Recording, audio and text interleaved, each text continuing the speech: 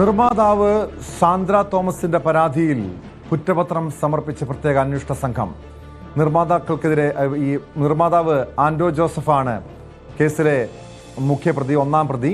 നിർമ്മാതാക്കൾക്കെതിരായ പരാതിയിൽ കുറ്റപത്രം സമർപ്പിച്ചതിൽ സന്തോഷമുണ്ടെന്ന് സാന്ദ്ര തോമസ് പ്രതികരിച്ചു. അന്തിമ വിജയം തനിക്കൊപ്പമായിരിക്കും. സിനിമാ മേഖലയിലെ പ്രമുഖർക്കെതിരെയാണ് തന്റെ പോരാട്ടം.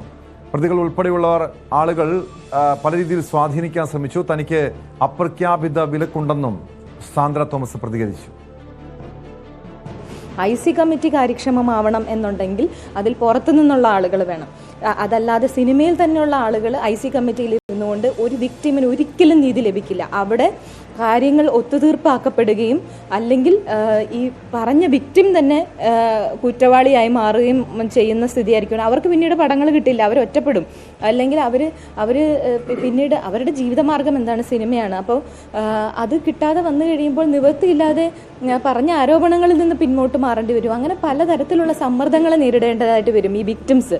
അപ്പോൾ ഒരിക്കലും IC കമ്മിറ്റി കാര്യക്ഷമമാകണം എന്നുണ്ടെങ്കിൽ ഇതുപോലുള്ള വേട്ടക്കാരല്ല അതിലിരിക്കേണ്ടത്. അത് ഗവൺമെൻറ് ആ കാര്യത്തിൽ തീർച്ചയായിട്ടും ഇടപെടുമെന്ന് തന്നെയാണ് ഞാൻ പ്രതീക്ഷിക്കുന്നത്.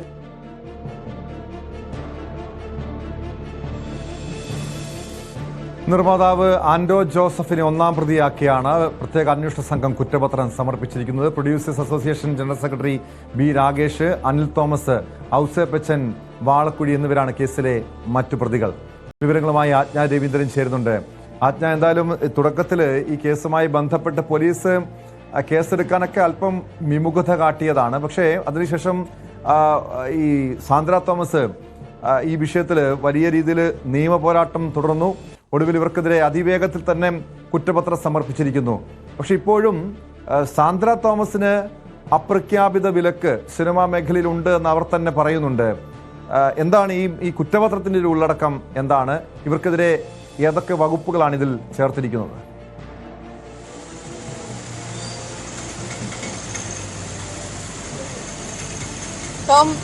ഈ തൊഴിൽ ഇടത്തിലെ പരാതികളുമായിട്ടാണ് സാന്ദ്ര തോമസ് പ്രൊഡ്യൂസേഴ്സ് അസോസിയേഷനെ സമീപിക്കുന്ന ഒരു സാഹചര്യം ഉണ്ടായിരുന്നത്. പക്ഷേ അത് പരിഹരിക്കാൻ ചെന്ന സമയത്താണ് അവർക്ക് നേരെ ലൈംഗിക അധിക്ഷേപം നടത്തിയിരുന്നത് എന്നതായിരുന്നു സാന്ദ്ര തോമസിന്റെ പരാതി. നേരത്തെ തന്നെ ഈ പരാതിക്ക് കഴമ്പില്ല എന്നുള്ള തരത്തിലായിരുന്നു പ്രൊഡ്യൂസേഴ്സ് അസോസിയേഷൻ തന്നെ എൻ്റെ ഭാരവാഹികൾ തന്നെ പ്രതികരിച്ചത് അങ്ങനെയായിരുന്നു. പക്ഷേ സാന്ദ്ര അത് ഫൈറ്റ് ചെയ്ത ശേഷം അതല്ലെങ്കിൽ ഒറ്റ പോരാടി അതിൽ കൃത്യമായ ഒരു റിസൾട്ട് ഉണ്ടാക്കിയിരിക്കുന്ന ഒരു സാഹചര്യമാണ് എന്ന് തന്നെ വേണം പറയാൻ. കാരണം നിർമ്മാതാവ് ആൻഡോ ജോസഫ് അടക്കം 4 പ്രതികളാക്കിക്കൊണ്ടാണ് 4 പ്രതികൾ ഉൾപ്പെടുത്തിക്കൊണ്ടാണ് കുറ്റപത്രം പോലീസ് സമർപ്പിച്ചിരിക്കുന്നത്.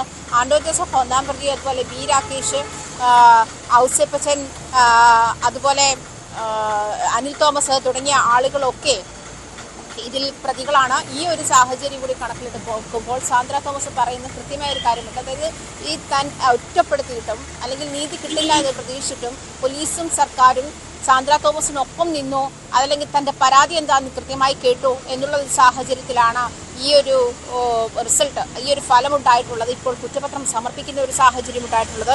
പക്ഷേ എന്നിരുന്നാൽ പോലും കുറ്റപത്രം സമർപ്പിക്കുമ്പോൾ പോലും ഈ ICയെ പറ്റി വളരെ വിമർശനാത്മകമായി തന്നെയാണ് സാന്ദ്ര മാധ്യമങ്ങളോട് പ്രതികരിച്ചത്. കാരണം ഒരു സിനിമ സെറ്റ് തയ്യാറാക്കുമ്പോൾ തന്നെ അത് IC ഉണ്ടായിരിക്കണമെന്നുള്ള നിർബന്ധം ഇപ്പോൾ എല്ലാവരും IC ഫോം ചെയ്യുന്നുണ്ട്. അത് കൃത്യമായിട്ടുള്ള അഡ്വക്കേറ്റ് ഉൾപ്പെടെയുള്ള, അല്ലെ പുറത്തുനിന്ന് ഉൾപ്പെടെയുള്ള പൊതുപ്രവർത്തകർ ഉൾപ്പെടെയുള്ള ആളുകളെ കൂടി ഇൻക്ലൂഡ് ചെയ്തിട്ടാണ് അത് IC ഫോം ചെയ്തത്. പക്ഷേ അതിൽ സിനിമയിൽ തന്നെ ആളുകൾ, ആ സിനിമയുടെ തന്നെ ലൊക്കേഷനിലുള്ള ആളുകൾ തന്നെ ICയിൽ അംഗങ്ങളായിരിക്കുകയും എന്തെങ്കിലും പ്രശ്നങ്ങൾ ഉണ്ടായാൽ അത് ഇരയ്ക്കൊപ്പം നിൽക്കാതെ സിനിമയ്ക്കൊപ്പം നിൽക്കുകയും അത് കോംപ്രമൈസ് ചെയ്യേണ്ടുന്ന സാഹചര്യം കൂടി ഉണ്ടാവുകയും ചെയ്യുന്ന അവസ്ഥയാണ്. ICയിൽ നിന്നും നീതി കിട്ടുന്ന ഒരു സാഹചര്യമില്ല. ഒന്നുകിൽ അവരെ ഒറ്റപ്പെടുത്തും, അതല്ലെങ്കിൽ അതിന് നീതി കിട്ടാതെ പോകും, അതല്ലെങ്കിൽ ഈ പ്രശ്നം കോംപ്രമൈസ് ചെയ്യും. IC കുറച്ചുകൂടി കാര്യക്ഷമമാകണം എന്നൊരു സജഷൻ കൂടി സാന്ദ്ര മുന്നോട്ട് വയ്ക്കുന്നുണ്ട്. കാരണം നമ്മൾ കണ്ടതാണ് ഇതുമായി ബന്ധപ്പെട്ട്, ഈ ഒരു പ്രശ്നവുമായി ബന്ധപ്പെട്ട് സാന്ദ്ര തോമസ് നടത്തിയ ഫൈറ്റ് ചെറുതൊന്നുമായിരുന്നില്ല. ഒറ്റപ്പെടുത്തുന്ന, ഇപ്പോഴും തനിക്ക് അതിൽ അപ്രഖ്യാപിത വിലക്ക് സിനിമാ നിർമ്മാണ മേഖലയിലുണ്ട് എന്ന് തന്നെ സാന്ദ്ര തോമസ് പറയുന്നുണ്ട്. സാന്ദ്ര തോമസിന്റെ സിനിമകളെ ഒറ്റപ്പെടുത്തുക, അല്ലെങ്കിൽ സാന്ദ്ര തോമസിന്റെ നിർമ്മാണ പ്രോജക്റ്റുകളെ ഒറ്റപ്പെടുത്തുകയും ചെയ്യുന്ന സാഹചര്യമൊക്കെ ഇപ്പോഴും പ്രൊഡ്യൂസേഴ്സ് അസോസിയേഷന്റെ ഭാഗത്തുനിന്നും ഉണ്ടാകുന്നുണ്ടെന്നുള്ള ആരോപണം സാന്ദ്ര മുന്നോട്ട് വയ്ക്കുന്നുണ്ട്. ആ ഒരു സാഹചര്യത്തിലും പോലീസും സർക്കാരും തൻ്റെ ഒപ്പം നിന്നതിന് നന്ദിയെന്ന് സാന്ദ്ര പറയാൻ മറക്കുന്നില്ല. അതുകൊണ്ട് തന്നെയാണ്, അതായത് തൻ്റെ പരാതിയിൽ കഴമ്പുണ്ട് എന്ന് വ്യക്തത വന്നതുകൊണ്ടാണ് ഇപ്പോൾ കുറ്റപത്രത്തിൽ 4 പേരെ പ്രതികളാക്കിയിട്ട് പോലീസ് കുറ്റപത്രം സമർപ്പിച്ചിട്ടുള്ളത് എന്നുള്ള കാര്യമാണ് വ്യക്തമാക്കുന്നത്. എന്തായാലും ഈ വ്യക്തമാണ്. കൊച്ചിയിൽ ആജ്ഞ രവീന്ദ്രനാണ് വിവരങ്ങൾ നൽകിയത്. പ്രൊഡ്യൂസേഴ്സ് അസോസിയേഷൻ യോഗത്തിൽ അപമാനിക്കപ്പെട്ടെന്നായിരുന്നു സാന്ദ്ര തോമസിന്റെ പരാതി. 2024 ജൂണിലാണ് ഈ സംഭവം നടക്കുന്നത്. പക്ഷേ അതിനുശേഷം ഏതാനും മാസങ്ങൾക്ക് മുൻപാണ് സാന്ദ്ര തോമസ് നിർമ്മാതാക്കൾക്കെതിരെ, പ്രൊഡ്യൂസേഴ്സ് അസോസിയേഷനെതിരെ പരാതിയുമായി പോലീസിനെ സമീപിക്കുന്നത്.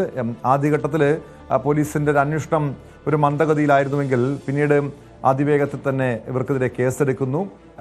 ഇപ്പോൾ ഈ കേസിൽ കുറ്റപത്രം സമർപ്പിക്കുകയും ചെയ്തിരിക്കുന്നു. സ്പോട്ട് ലൈവ് പൂർണ്ണമാകുന്നു. നമസ്കാരം.